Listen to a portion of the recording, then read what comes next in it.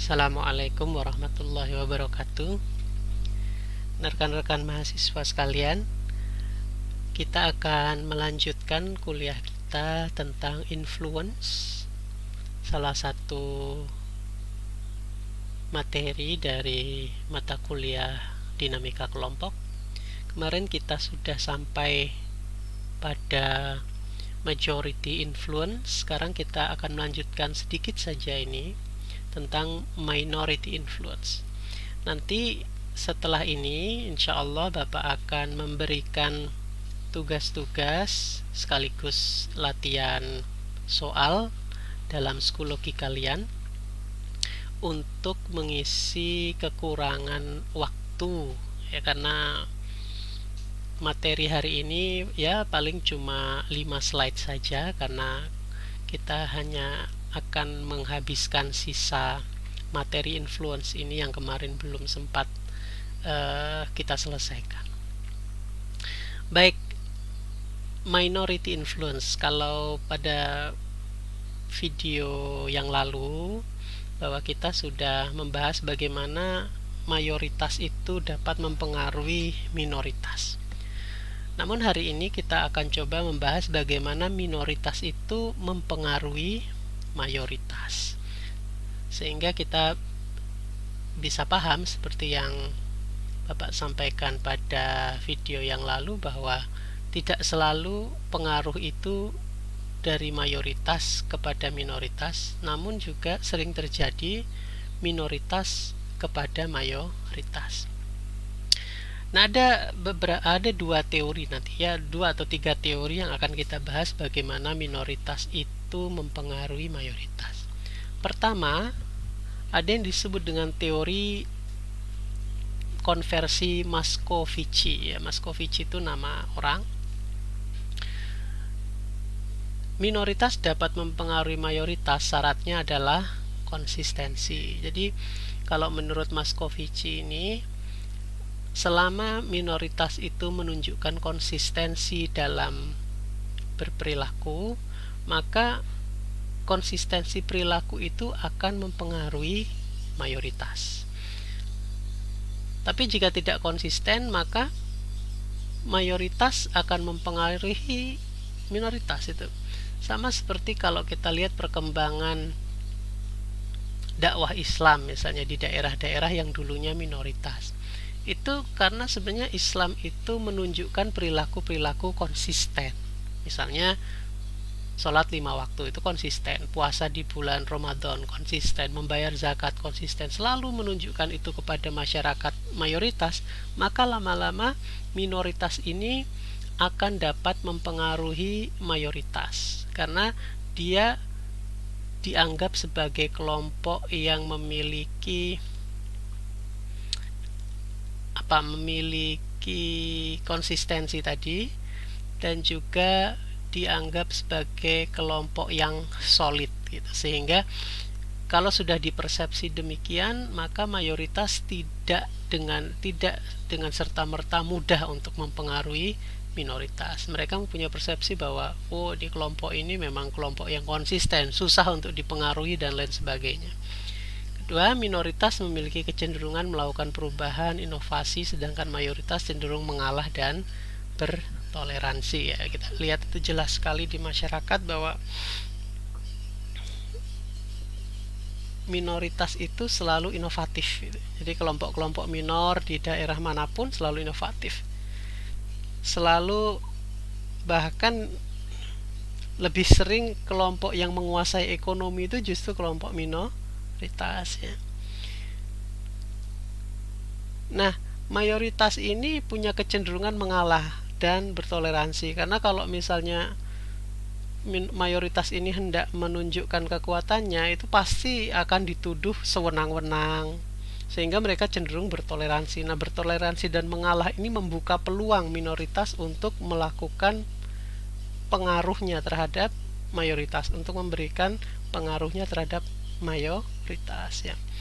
Hollander mengatakan bahwa minoritas dengan status sosial tinggi dapat mempengaruhi mayoritas. Keistimewaan yang dimilikinya dapat menghindarkan dari sanksi sosial. Ini jelas ya. Jadi kalau di sekitar kita, misalnya ada orang yang punya dari suku lain tapi dia status sosialnya tinggi, misalnya dia orang kaya dan lain sebagainya, itu pasti dihormati orang mayoritas yang sekitar.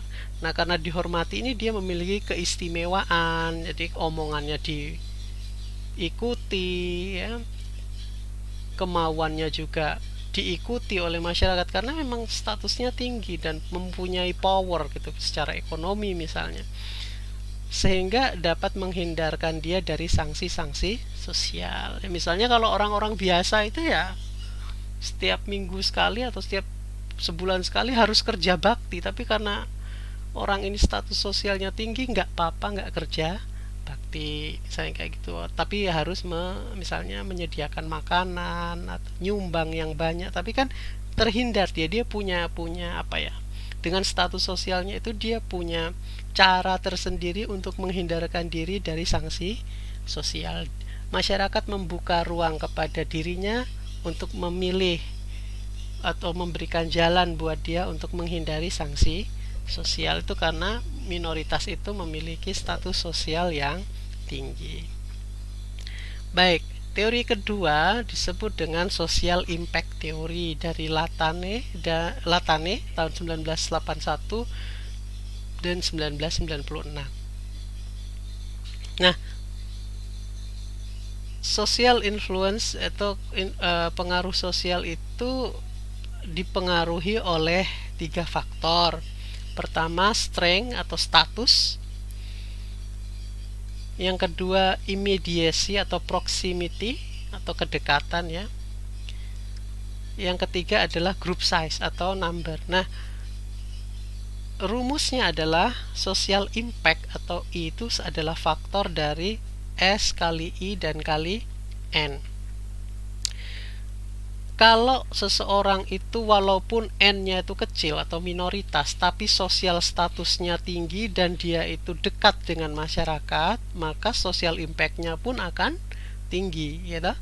Tapi walau mayoritas N-nya besar tapi kalau S-nya kecil, I-nya kecil, itu juga power impact-nya adalah juga kecil itu, karena masalah number atau group size ini hanya satu faktor dari 3 faktor yang berpengaruh. Jadi kalau ada individu walaupun dia itu minoritas tapi statusnya tinggi dan juga proximity dekat dengan masyarakat ya, maka apa yang dia omongkan, pendapat-pendapat dia itu lebih berpengaruh daripada mayoritas yang status sosialnya rendah dan tidak dekat dengan masyarakat. Nah, itu salah satu teori bagaimana minoritas itu dapat mempengaruhi mayoritas ya.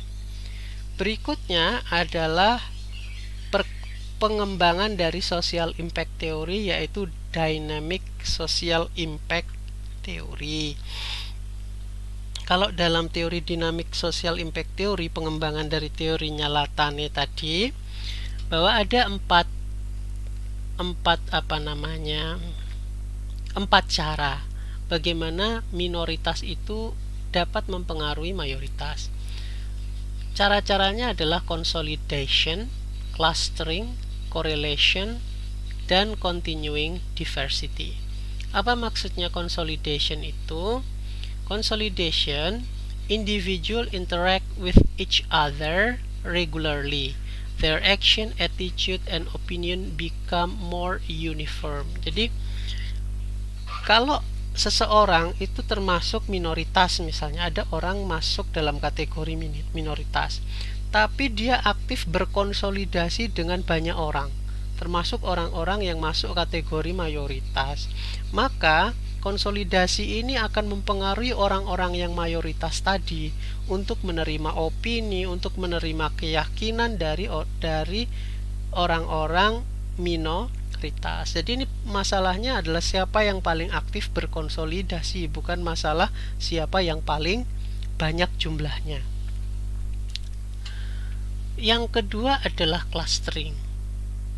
Occurs when group members communicate more frequently as consequence of close proximity. Nah, clustering ini tadi lanjutan dari consolidation.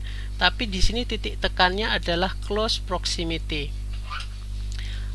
Jadi kalau kita misalnya, jika ada seseorang atau kamu misalnya masuk dalam kategori orang-orang yang minoritas, tapi kamu adalah orang yang bertetangga atau dekat dengan kelompok-kelompok mayoritas, bertetangga dekat, maka kekuatan pendapatmu, status sosialmu itu nanti akan menjadi pengaruh buat orang-orang yang mayoritas. Nah, orang-orang yang mayoritas ini kemudian terpengaruh oleh status sosialmu, terpengaruh oleh pendapat-pendapatmu, terpengaruh oleh keyakinan-keyakinanmu, dan mengikuti dirimu yang minoritas tadi, sehingga menjadi klaster baru minoritas, gitu ya. Maksudnya seperti itu.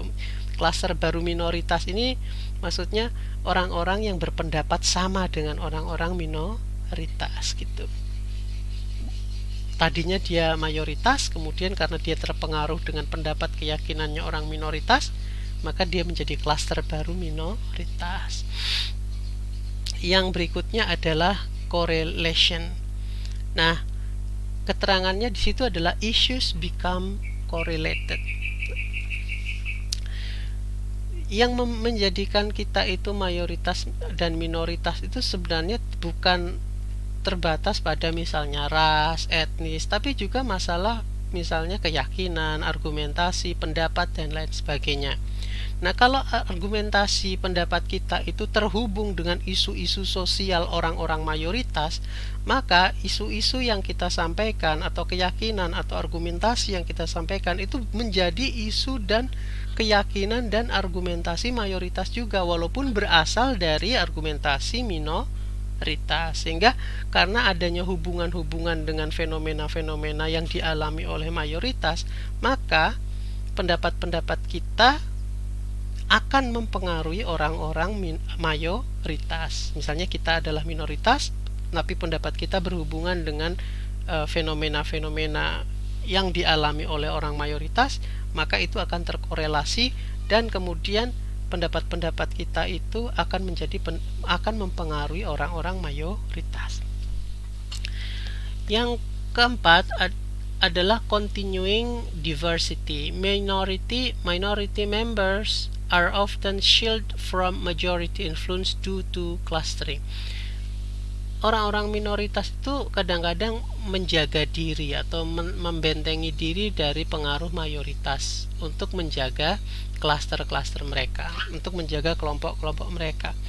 Jadi susah kadang-kadang mayoritas itu mempengaruhi minoritas. Kadang-kadang mayoritas itu membentengi diri dari pengaruh minoritas, membentengi diri dari pengaruh mayoritas itu karena misalnya bisa karena arogansi mayoritas. Misalnya begini, ada orang-orang minoritas yang tidak setuju dengan Pancasila, itu kan sangat minoritas ya, tapi mereka tidak mudah dipengaruhi oleh doktrin Pancasila karena memang orang-orang yang mayoritas yang meyakini Pancasila itu sendiri bersikap arogan. Misalnya mereka mengatakan Pancasila harga mati, NKRI harga mati, sehingga ucapan-ucapan itu ialah yang menutup ruang dialog antara kelompok mayoritas dan kelompok minoritas.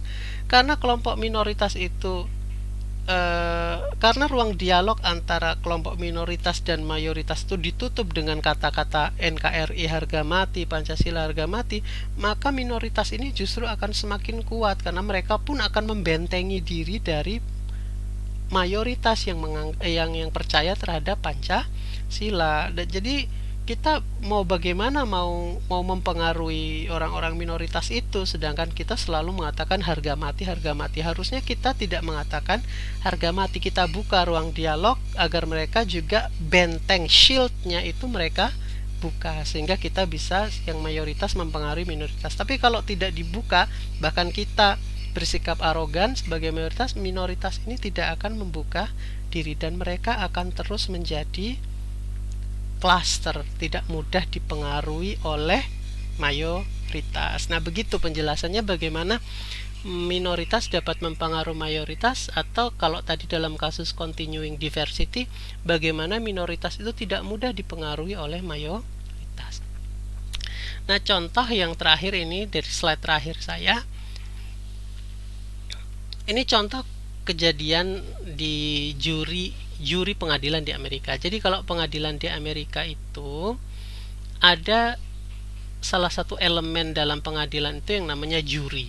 Juri itu adalah sekelompok orang yang dimintai pendapat tentang kasus yang sedang diadili dalam pengadilan. Juri ini terdiri dari sekelompok orang bebas, kelompok orang itu siapa saja. Mereka dimintai pendapat kira-kira siapa yang salah gitu ya. Nanti masukan itu diberikan kepada hakim untuk memutuskan perkara.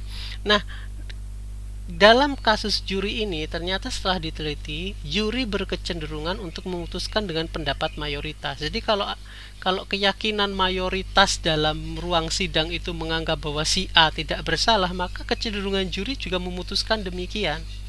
Dan siapa yang paling berpengaruh di sana adalah juri dengan status sosial yang paling tinggi. Itu suaranya paling berpengaruh. Dia yang sebenarnya mempengaruhi pendapat-pendapat juri yang lain. Jadi ini sebenarnya tidak dibayangkan seperti setiap juri punya pendapat sendiri kemudian di voting. Enggak, ternyata memang juri yang punya status sosial paling tinggi lah itu yang paling dianut pendapatnya, atau keyakinan juri tentang kasus tersebut. Itu misalnya juri berkeyakinan bahwa mayoritas orang menganggap si terdakwa ini tidak bersalah, maka jadi ini masalahnya bukan masalah benar salah, tapi masalah pengaruh mayoritas dan pengaruh minoritas yang berstatus sosial tinggi gitu ya. Jadi di alam demokrasi itu juga begitu sebenarnya. Coblosan suara dan lain-lain itu kan misalnya satu kampung milih A misalnya, itu sebenarnya A itu bukan pendapat masing-masing orang. Bisa jadi A itu pendapat satu orang di dalam kampung itu yang punya status sosial tinggi, dan pendapat orang yang status sosial tinggi ini mempengaruhi orang satu kampung untuk memilih si A gitu loh. Jadi sebenarnya demokrasi itu juga bukan asli pendapat masing-masing individu, bukan asli one man one vote seakan-akan satu orang punya pendapatnya sendiri. Tidak, ini ada apa namanya, ada fenomena majority influence atau fenomena minority influence. Makanya kalau orang itu kan berkecenderungan begini, kenapa orang-orang yang ikut pemilu atau pilkada itu suka menyewa lembaga-lembaga survei untuk memberitakan bahwa dirinya menang.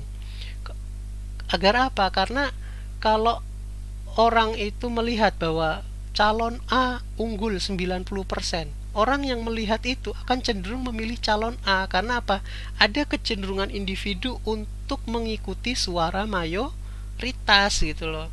Jadi walaupun sebenarnya tidak menang, tapi kalau dikatakan si A ini akan menang 90%, maka orang-orang itu cenderung untuk memilih si A. Jadi ingat, secara filosofis perilaku manusia itu suka mengikuti mayoritas gitu ya. Itu mengapa? Itu contohnya. Jadi sebenarnya dalam politik itu permainannya seperti itu. Jadi dibuat seakan-akan banyak orang yang memilih dia. Makanya kalau kampanye itu kan ada satu tokoh, kemudian di belakangnya banyak pendukungnya, itu mengesankan bahwa mayoritas orang memilih dia, sehingga yang melihat iklan itu kemudian tergerak hatinya untuk memilih orang itu juga gitu loh. Jadi ingat filosofinya bahwa orang-orang itu, manusia itu kecenderungannya adalah mengikuti suara mayoritas. Sedangkan kalau dari sisi minoritas mempengaruhi mayoritas, bahwa orang yang status sosialnya tinggi adalah orang yang paling mampu mempengaruhi orang lain walaupun dia minoritas. Nah, rekan-rekan mahasiswa, untuk hari ini sementara cuma 5 slide ini saja. Seperti biasa, Bapak akan tetap membuka layanan pertanyaan dari grup WA. Silahkan kalian sampaikan pertanyaan-pertanyaan kalian melalui grup WA kapan saja. Tapi kalau misalnya Bapak insya Allah jawab, cuma tidak langsung pada saat itu juga, tapi insya Allah dijawab gitu ya. Dan jangan lupa untuk selalu lihat psikologi kalian, karena Bapak akan mungkin akan lebih sering akan memberikan soal-soal juga selain kuliah, karena kita sudah mendekati ujian akhir semester gitu ya. Terima kasih, mohon maaf kalau ada kesalahan. Nun wal qalami wa mayasturun. Assalamualaikum warahmatullahi wabarakatuh.